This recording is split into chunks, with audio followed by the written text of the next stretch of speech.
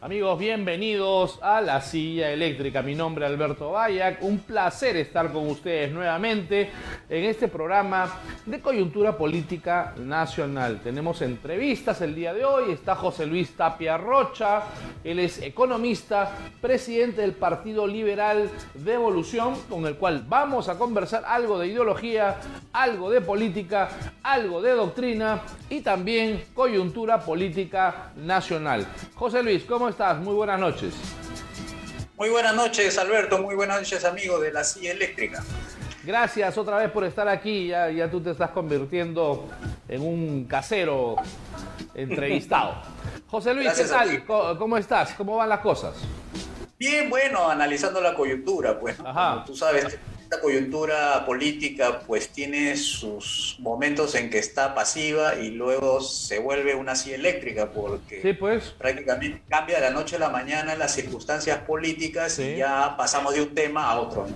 Ayer a mí me ha dado realmente, ¿sabes qué? Mucha vergüenza ajena y lástima profunda las declaraciones de la esposa del presidente de la República, ¿no? De la señora Paredes, ¿no? Ella tuvo que dar su testimonial y lamentablemente no quiso responder absolutamente ninguna de las 30 preguntas que le hicieron, ¿no? Debido a su participación en procesos o en casos que todavía no se han dilucidado, pero que evidentemente y presumiblemente conllevan a un tema de corrupción sistemática, generalizada, real en el entorno del presidente de la República.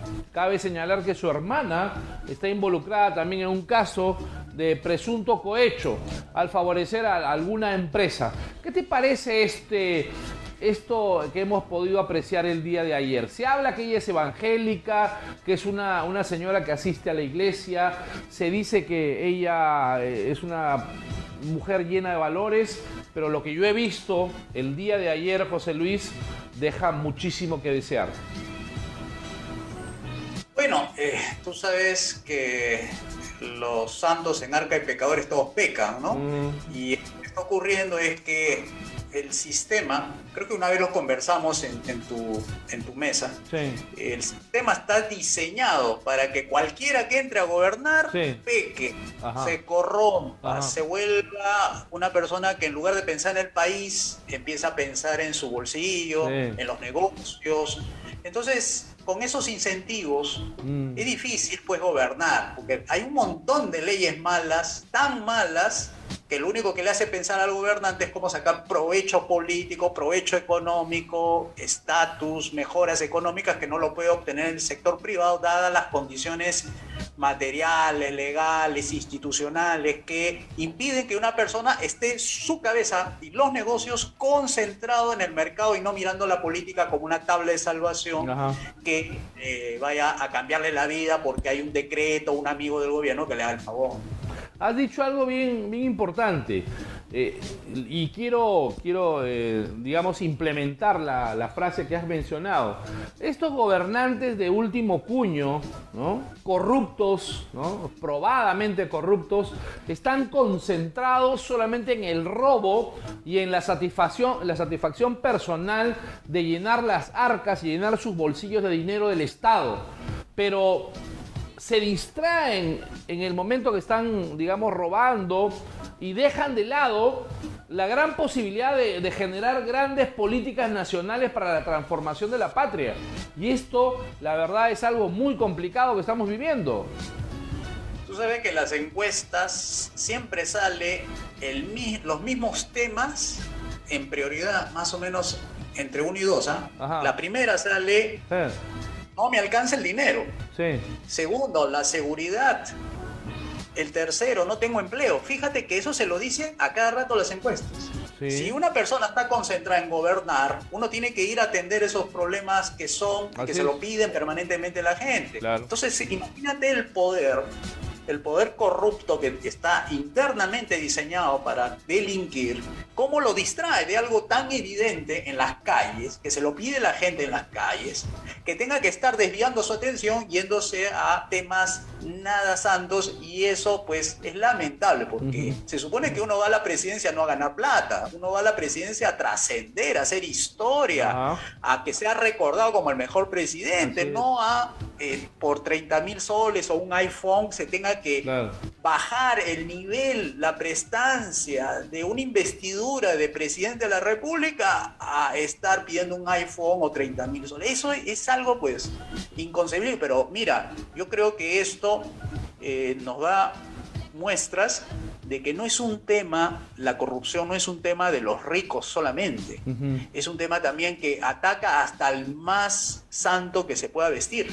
Es decir, un pastor entra, como en Guatemala, que entró un pastor a gobernar y terminó acusado de corrupto. Un alcalde que va a entrar ahorita que no ha delinquido, una persona, un candidato, que en este momento hay campaña para eso, no tiene antecedentes penales, nada, entra y termina denunciado, corrompido. O sea, el problema, Alberto, es un problema gravísimo que tenemos en el Perú, y se cree que el tema es cambio de persona, y nosotros estamos insistiendo, tanto del partido como el Instituto de Libre Empresa, en que el tema no es persona, ese es un cambio de reglas de juego, porque esa regla de juego está corrompiendo internamente a las personas y también a las instituciones, al punto que la gente está descreída del funcionamiento de la fiscalía, de la policía. Por ejemplo, lo que hemos visto ayer con esta detención arbitraria del señor Villaverde, creo que se apellida, muestra pues la debilidad institucional del Estado de Derecho. ¿Cómo es posible que 4 horas, 5 horas esté una persona que va a denunciar y resulta que el sistema informático no esté funcionando? Entonces, eso es síntomas de que el sistema, que nosotros le denominamos estatista, está malogrando las instituciones y malogrando la honra de la gente, y está proclives a robar, como estamos viendo pues en estos momentos. Porque este no es un tema de Castillo, esto viene arrastrándose desde muchos años, pero se ha acentuado más por esta cobertura que le dan los medios. Hay más medios que antes, más descentralizados. Entonces se ve más, se expone más, pero la corrupción siempre ha existido. Entonces antes, eso hay que corregirlo, ¿no? Antes los robos de los presidentes de la República eran soterrados, ¿no? Salían al segundo, al tercer año, producto de investigaciones periodísticas o a través de la Contraloría General de la República o la Fiscalía de la Nación. Eran robos, era cohecho, evidentemente, a través de licitaciones, de grandes licitaciones o adjudicaciones públicas. Pero ahora vemos que el robo está sistematizado en el entorno del presidente de la República, es decir, un ignorante que no sabe robar y que roba, ¿no? Digamos, de una manera abierta, una manera chambona, sin siquiera, digamos, establecer principios mínimos de valores que son los que necesitamos nosotros. Sí, pero fíjate, Alberto, sin ser aguafiesta, por cierto, y es que las personas con valores, si van a gobernar en esas condiciones, van a tener que renunciar. Claro. Hacen las reformas, por ejemplo, la política que nosotros ahí proponemos, reducir el tamaño del Estado, que es necesario, porque es el pararrayo de los intereses y es el pararrayo de la corrupción. No van con esa idea, sino más bien a engordar con más presupuesto estatal, más leyes, que hace imposible pues de que la corrupción vaya a disminuir, porque la corrupción no es la causa de los problemas, es el efecto de un sistema perverso, malo, inhumano, que tienes tú los hospitales vacíos de medicina o está saturado de personas para atenderse en medicina general, pero sí hay plata. 13.000, 22.000 millones la Contraloría hace una semana dijo que la corrupción en el año 2021 ha sido 22.000 de pérdida, es decir, del presupuesto ejecutado que fue el año pasado 180.000, 22.000 millones se va en corrupción. Pero eso es un efecto, no es la causa es la que hay que atacar, y esto es disminuyendo los poderes del gobierno. Y eso se hace a través de derogación de leyes malas. Adelgazando el Estado evitamos mayor burocracia, evitamos corrupción generalizada y también evitamos estas asesorías, estas consultorías, digamos, corruptas, que se dan, ¿no?, a vista y paciencia de todo el mundo en el Ministerio de Cultura, en el Ministerio de Inclusión Social, y que irrogan al Estado peruano ingentes cantidades de dinero. Así es, correcto, y esto pues se puede cambiar. No es que estemos predestinados a ser un país con altos niveles de percepción de corrupción a nivel mundial, sino que esto se puede cambiar realizando reformas, ¿no? La reforma política principalmente, la reforma económica, la reforma educativa, de salud y pensiones, para justamente hacer que la gente ya no esté viendo la corrupción como el único tema y que es el tema de los medios, ¿no? Porque eso es lo que más o menos muestran la radio, la televisión, los periódicos, pero ¿y la agenda pública? ¿Qué hay con las personas que no le alcanza el dinero a fin de mes? De eso no se discute. No se dice. Pero sí discutimos de temas que tienen que ver más con las políticas públicas, con los funcionarios públicos, clase media, clase alta, el tema de la corrupción. Pero ¿y qué le decimos a la clase C, D y E? Esos que no le alcanza el dinero. Claro. ¿Qué podemos decirle? ¿Qué podemos ofrecerle como salida? Nosotros estamos haciendo acá docencia política, Alberto. Sí, claro. Al decirle a la gente, miren, fíjense que lo que ustedes están viendo no es política, es politiquería. Sí. Y lo que hay que hacer es mirar a los verdaderos problemas de un peruano, que es no le alcanza el ingreso, no tiene empleo, las calles están inseguras y además tienen grandes deudas, porque sí, claro, la cuarentena del señor Vizcarra arruinó a todos. Nos arruinó a nosotros, los profesionales, nos arruinó a los comerciantes, sí, a las pequeñas empresas. Y entonces esa ruina, ese menos 11% del PBI, se tiene que compensar con mercados abiertos, con privatizaciones populares, esas reformas que no se atreve a hacer ni la izquierda, ni la derecha, ni nadie, porque saben que se requiere de valentía, se requiere de coraje y de una convicción. Claro que sí. Que vayan. Vámonos a un corte comercial y seguimos contigo, José Luis. Esto es La Silla Eléctrica. Volvemos.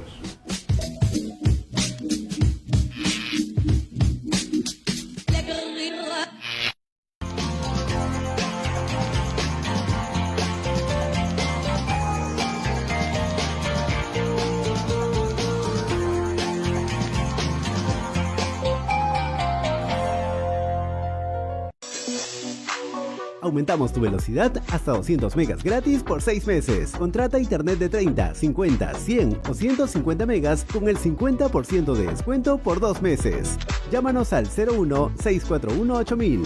Econocable, una conexión para ti.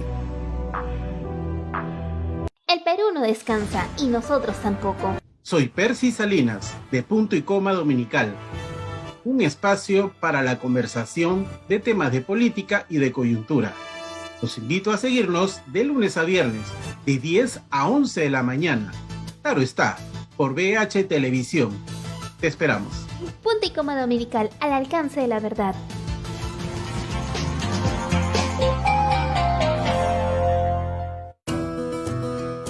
Hola, soy Fátima Saldonit y te espero todos los miércoles a las 7 de la noche en Cuéntamelo Todo, un espacio para disfrutar del arte y la cultura.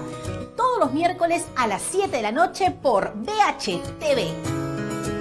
¿Todavía no disfrutas de CableGo? Obtenerlo es muy fácil. Primero ingresa a la web cablego.p y presiona el botón Regístrate aquí. Ingresa los datos del titular, ciudad, digita un correo al que tengas acceso, DNI y celular. Acepta los términos y condiciones y presiona registrarse. Te enviaremos un código al correo que digitaste. Ingrésalo y presiona enviar. Ahora debes crear una contraseña. Esta te servirá para ingresar a tu cuenta de CableGo y presiona enviar. Finalmente, afilia tu código. Verás los servicios con los que cuentas. Presiona afiliar y para finalizar, guardar cambios. Así de fácil.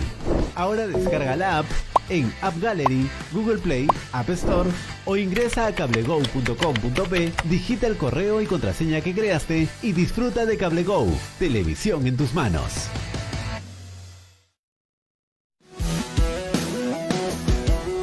Los deportes y sus protagonistas no se detienen.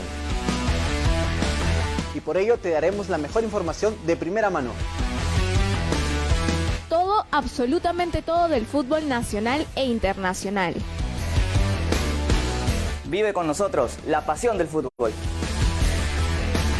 Entre redes, todos los lunes a las 7 de la noche por VHTV.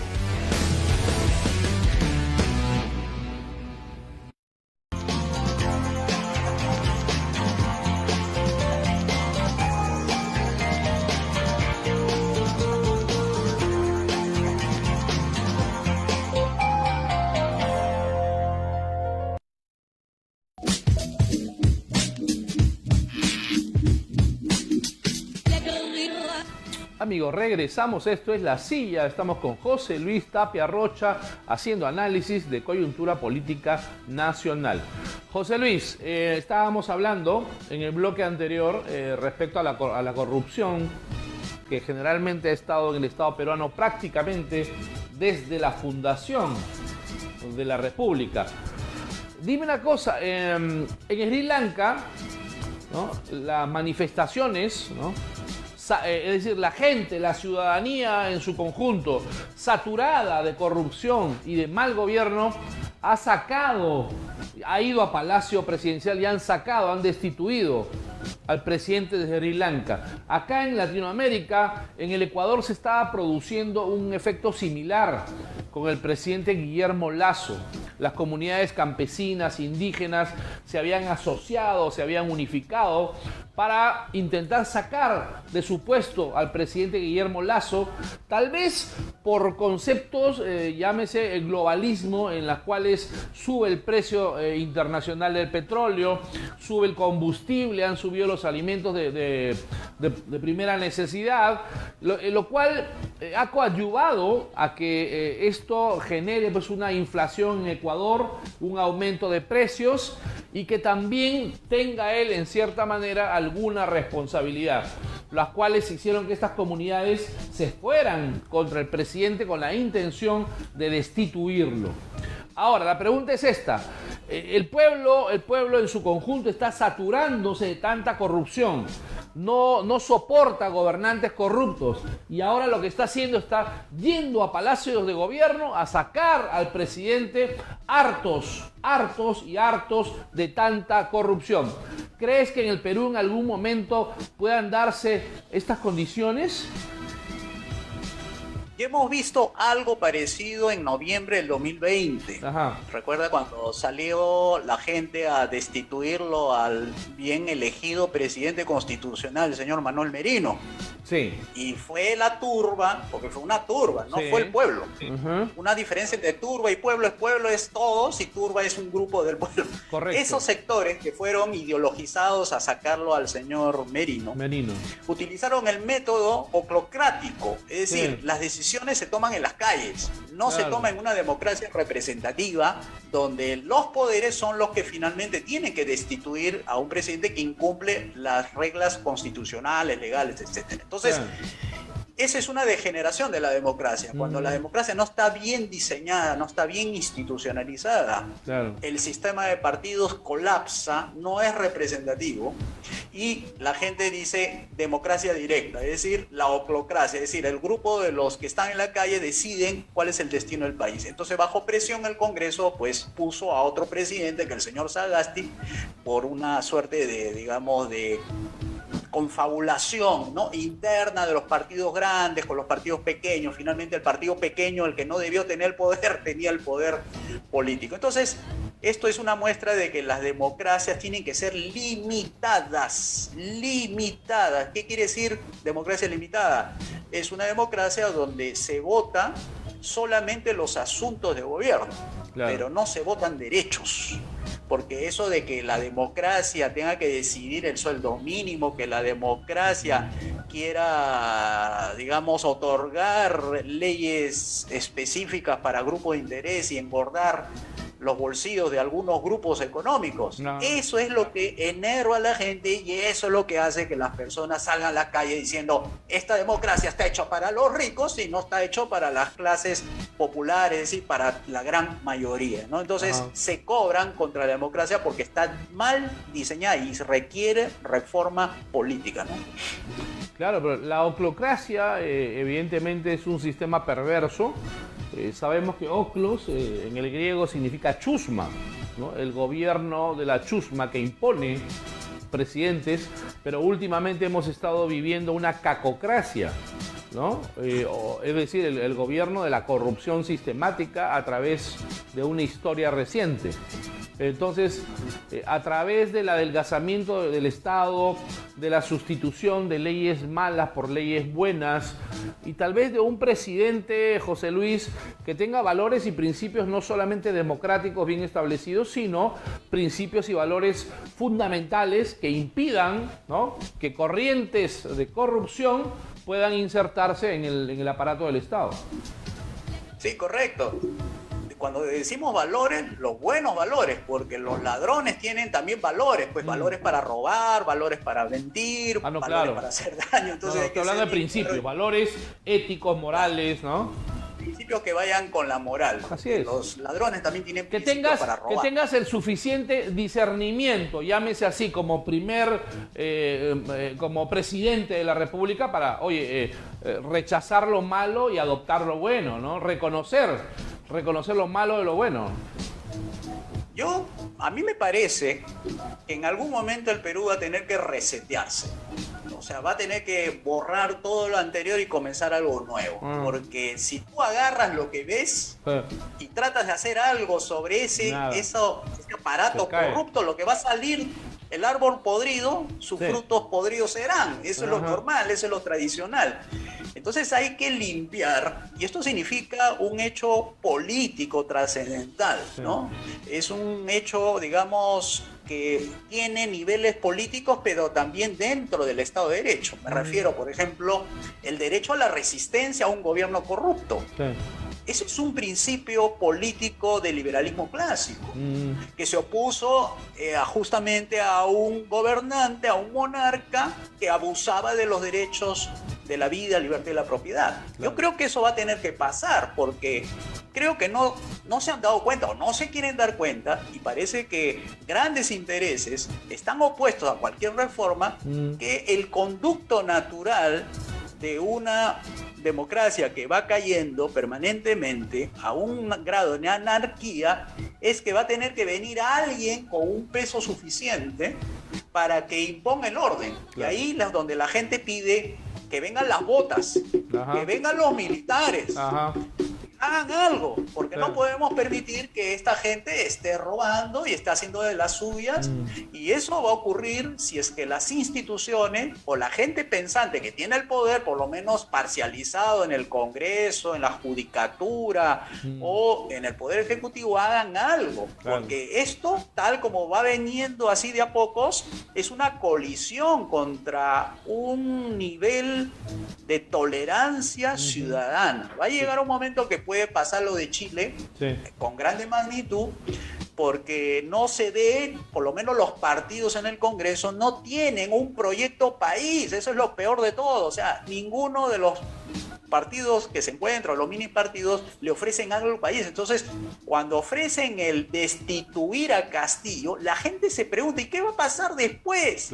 Van a entrar lo mismo de siempre, la misma cara, pero con otro logotipo, con otro nombre de partido, etcétera, como ha pasado el día de hoy, ¿no? En la mañana un expresidente está presentando un partido con otro nombre, pero es el mismo presidente. Los mismos ladrones, con otro nombre o con otro logo.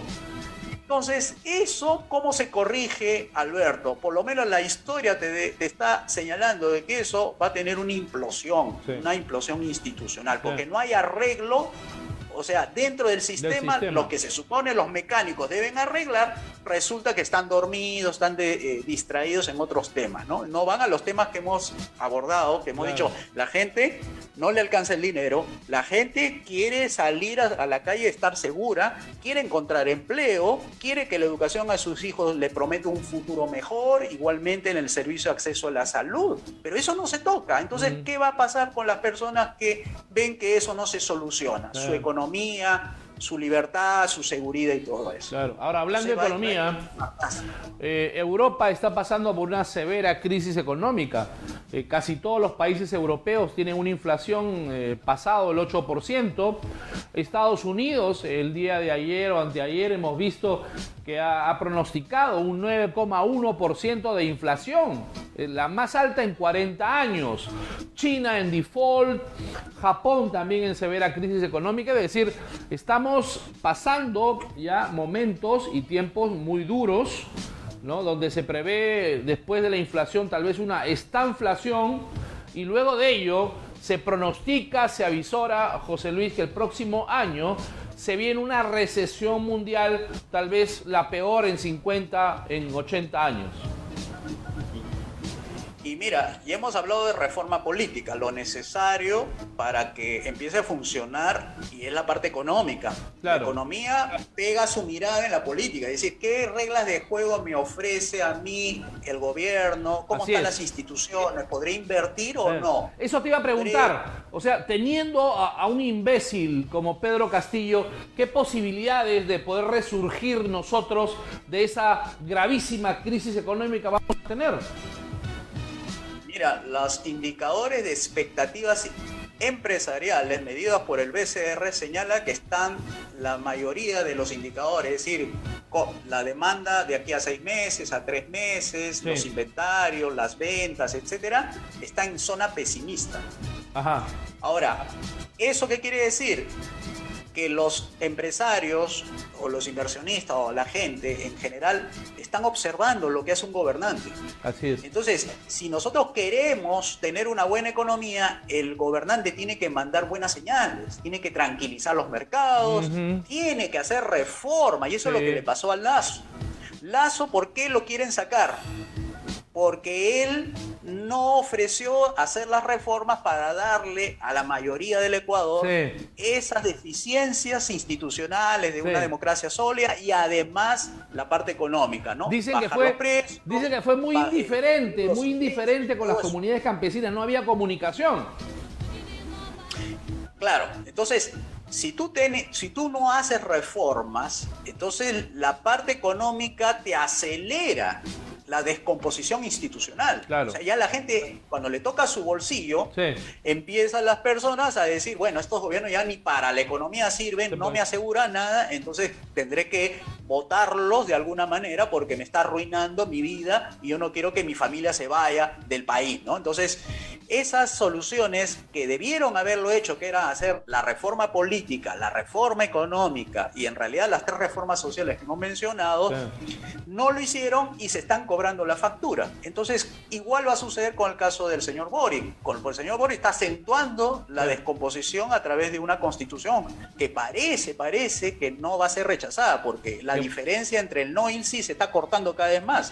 Así. Entonces, porque yo tenía la información que iba a ser rechazada por más de 20 puntos.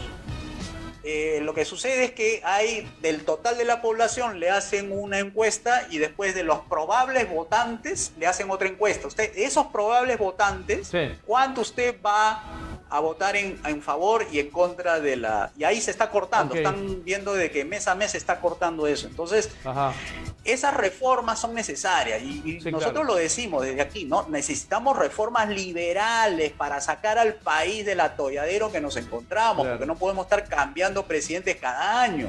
Si no se hacen esas reformas liberales, van a poner en lugar de Castillo a otro presidente que salga del Congreso y va a ocurrir lo mismo. 6 meses va a pasar y lo van a querer sacar.